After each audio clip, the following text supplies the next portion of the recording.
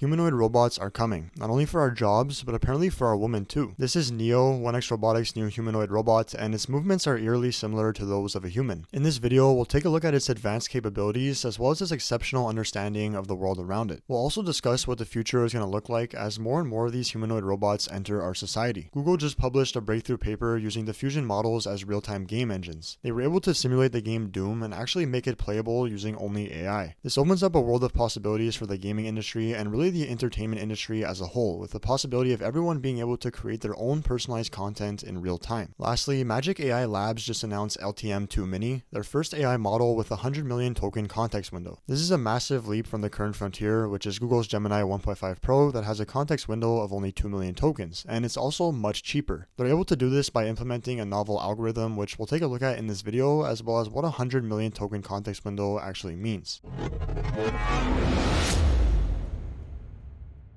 So 1X Robotics has been working on humanoid robots for a while now. You might remember these guys from one of their earlier demos a few months ago, and since then they've made some pretty massive improvements. In this demo, which we already saw a bit of, we got a glimpse into what the future could potentially look like. The robot seemingly asks if she wants the bag while simultaneously pointing at it, and then it proceeds to bend over and pick it up. Now I know this seems simple, but in reality this is really hard for a robot to do. Firstly, it has to grasp its environment and understand the task it needs to do, which is a challenge in itself. And then it has to bend over, grab the bag by its strap, and hand it to the human all in one fluid motion. This requires an understanding of the physics of the bag and how to manipulate it through space. As you can see, these skills are transferable across tasks. Here it can be seen unloading the dishwasher and helping out in the kitchen. The robot actually understands how much pressure to apply to objects it's grabbing, especially delicate ones like an egg. Its hands have 20 degrees of freedom, allowing it to manipulate objects with human-like dexterity as we saw, and also giving it the ability to carry up to 150 pounds. What really stands out about this humanoid robot though is its strikingly human-like movements. There was a lot of people on Twitter who actually thought this might have just been a guy in a suit, which is kind of funny, but it shows just how good these robots are getting. I mean, with guys like Elon Musk talking about how there's going to be billions of these eventually and how everyone is going to own their own humanoid robot, it seems like it's going to significantly change our society. Not only for the labor market and stuff, but just imagine if these things get to a point where they're almost indistinguishable from humans in the sense of how they move, how they look, and the tasks they can do. Then pair that with an exceptional AI voice model like GPT-4o's advanced voice mode, but 10 years from now. We're essentially creating an artificial species and giving it a body. I don't know how well that'll turn out, but I do know that it's happening. I'm curious to hear what you guys think though. I'm sure for a lot of you, myself included, this robot gives you a bit of an eerie feeling just because of how human-like it seems, but would you be okay with having millions or even billions of these running around at the workplace or even in people's homes? Because although it can be a tremendous benefit, it'll also change society in ways that we truly don't understand yet. Another breakthrough we got this week was Google's new GameNGen. This is probably the biggest news of the week, to be honest. I mean, this is literally a video game being generated by AI on the fly that actually works and looks pretty decent. Just look at how it compares to previous state-of-the-art simulations of Doom, the video game that was being generated in the previous clip. You can see how it's levels ahead of anything else and something that people weren't expecting to get this soon. So the way this works very simply is similar to how AI generates images. The model gets trained on a bunch of content, then it learns how to recreate that content and then produces similar content. In this case, they trained it on Doom gameplay and have it constantly predicting the next frame to generate in real time. So it's deciding the next frame to generate based on what would happen in the original game of Doom, which it was trained on. As you can see, it does exceptionally well at this. I mean, it's almost identical to the actual game. Right now, it can only run at 20 frames per second, which is why it looks really choppy, but keep in mind, this is the worst it'll ever be. This gives us a true glimpse into what the future of video games could look like. You can imagine being able to train a model like this on whatever content you like, maybe something you created yourself, or a combination of games you like, or really just anything at all, and then having the model generate the game literally as you play it. The same thing can potentially be possible with movies, where you can generate a brand new movie personalized to exactly what you want, and it literally generates as you watch it. This is the future, and with companies constantly pushing the boundaries of inference speed like we just saw with Cerebras Inference, who absolutely shattered the records, almost doubling Grok's previous high score. It's only going to get better and faster, and probably a lot sooner than we think. In other AI news, Alibaba recently announced Qwen 2, their newest AI model that beats out GPT-4o on almost every benchmark. Now, they're really only beating out GPT-4 by a few percentages on these benchmarks, which isn't going to change much. If you look at the LM-Sys chatbot arena where these AI models are put up against each other to see which one's the best, Qwen 2 doesn't rank anywhere near the top where models like GPT-4o, Claude 3.5 Sonnet, and Gemini 1.5 Pro are. So yes, technically China has the best AI model right now if you're going solely off common benchmarks, but in reality, when it comes down to actually using the model, people generally prefer other models like GPT-4o over it, which is all that really matters. Qwen 2 also has very good vision capabilities of both the real world and your computer screen. They show a few examples here, which I'll leave a link to in the description if you want to check them out, but again, it's nothing new really. This model is very similar to GPT-4o and its capabilities, and I know we still don't have GPT-4o's advanced vision system yet, but we know what it's like based on the demos we've seen. The bigger takeaway here is that China is developing AI on par with the US, and whether that be through spying or copying or however they're doing it, I hope the US government starts taking this race more seriously, because with the speed at which this technology progresses, it's really not hard to fall behind. Speaking of the US government getting involved with AI, they recently struck a deal with OpenAI and Anthropic to gain access to their AI models for research and safety testing. It states here, under the deals, the US AI Safety Institute will have access to major new models from both OpenAI and Anthropic prior to and following their public release. The agreements will also enable collaborative research to evaluate capabilities of the AI models and the risks associated with them. So clearly they seem to be more focused on the safety side of things for obvious reasons, but the US government is starting to get more involved with AI, which I know some people would say is not necessarily a good thing, but ultimately when we're talking about something as transformative and powerful as AI, the potential dangers and consequences are too great to leave the AI space unregulated. Another way the US is getting more involved with AI is through California's AI bill SB 1047. This is the controversial AI bill that's meant to protect against critical harms to humanity like cyber attacks and the creation of bioweapons with the help of highly advanced AI systems. Many AI companies oppose this bill, like OpenAI in particular, claiming it would prevent innovation, but ultimately SB 1047 has passed final votes in the state Senate, as it says here, and now proceeds to Governor Gavin Newsom's desk. He has until September 30th to sign SB 1047 into law or veto it altogether. So by the end of the month, we should know whether or not this bill gets put into action, and I'll definitely be keeping you guys updated on it. In other news, and once again in an article from Reuters, Swedish company Klarna says AI chatbots can help shrink headcount. Now, this is obvious. I mean, we all know AI is going to replace some jobs, but the numbers they talk about here are kind of staggering. They state, about 12 months ago, we would have been about 5,000 active positions within the company, and we are now down to about 3,800. CEO Sebastian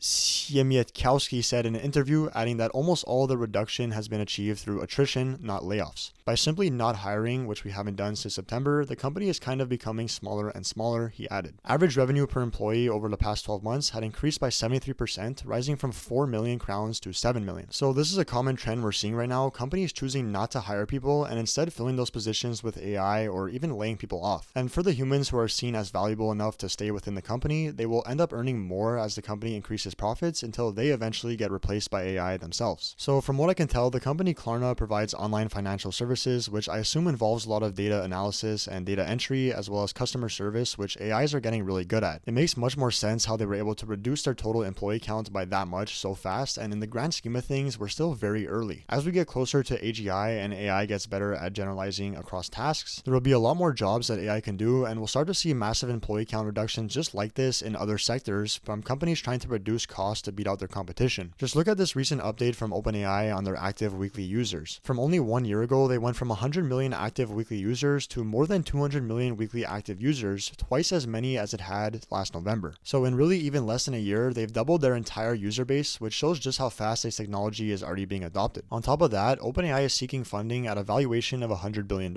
In yet another article from Reuters, they state, OpenAI, the startup behind the popular ChatGPT, is reportedly in discussions to raise billions of dollars in a new funding round that could see it valued at above $100 billion, the Wall Street Journal reported on Wednesday. The funding round is expected to be led by venture capital firm Thrive Capital, which is poised to invest approximately $1 billion, the report said. Tech giant and OpenAI backer Microsoft is also expected to put in money, it added. So investment in AI isn't slowing down anytime soon, and I mean, if OpenAI is able to secure billions of dollars in investments, even now when they haven't shipped anything in a while and are seemingly falling behind, at least in the public's view, it's an indication that they likely really do have some truly advanced models behind closed doors that they just aren't ready to share with the public yet. Now, there was another huge breakthrough we got this week. Magic AI Labs announced their new AI model LTM2 Mini, which has a 100 million token context window. There was actually a ton of progress this week in the AI space. It was honestly hard to keep up. This announcement from Magic AI Labs went a little bit under the radar because of that, so you may not have seen this, but it's something we need to talk about. As we saw earlier, the longest context windows we've seen so far are around 2 million, which Gemini 1.5 Pro has, and the reason this model is so ahead of the current state of the art is because of the algorithm they use. They state here, instead of relying on fuzzy memorization, our LTM, long-term memory models, are trained to reason on up to 100 million tokens of context given to them during inference. When evaluating context windows, the popular needle in a haystack eval places a random fact, the needle, in the middle of a long context window, the haystack, and asks the model to retrieve the fact. However, Arun and Max having coffee at Blue Bottle stands out in a fiction novel about whales. By learning to recognize the unusual nature of the needle, the model can ignore otherwise relevant information in the haystack, reducing the required storage capacity to less than it would be on real tasks. To overcome this, they designed hash hop. Hashes are random and thus incompressible, requiring the model to be able to store and retrieve from the maximum possible information content for a given context size at all times. So I'm going to be completely honest, I don't fully understand how this works, but all you need to know is that they essentially found a way to ensure the AI model maintains its high performance even at long context lengths by testing it in a new way that teaches it how to process its entire context window. As you can see, its performance holds up for almost the entirety of its context length, and they state here that for each decoded token, LTM2 Mini's sequence dimension algorithm is roughly 1,000 times cheaper than the attention mechanism in Llama 3.1 405B for a 100 million token context window. So not only is this the largest context window we've ever seen, but it also runs a lot cheaper. Now in terms of what a context window as large as 100 million tokens unlocks, well, you can imagine that an AI model that can process, let's say, 750 novels of information at any given time as opposed to 50 novels, which is literally the difference between a 2 million token context window and a 100 million token context window. The model that can process 750 novels of information would likely be much more intelligent and useful. Obviously, the average person is never going to need a context window this large, but for super complex tasks that require immense amount of data and information that humans simply cannot comprehend all at once, AI is going to be able to do them and much faster than a human can. If we look into the distant future, imagine an AI model with a context window so large that every time you ask it a question, it takes into account all of the known information in the universe and then generates you an answer. I mean, how close is that to a literal god? And who knows if it's even possible with the sheer amount of power a system like that would need, but it's something to think about. Finally, the last story of the day is this clip of machine learning pioneer Andrew Ng giving an unpopular opinion on when we'll see AGI. This is an opinion shared by very few prominent figures in the AI space, and one I don't necessarily agree with, but I think it's important to listen to opposing viewpoints, so here's the clip.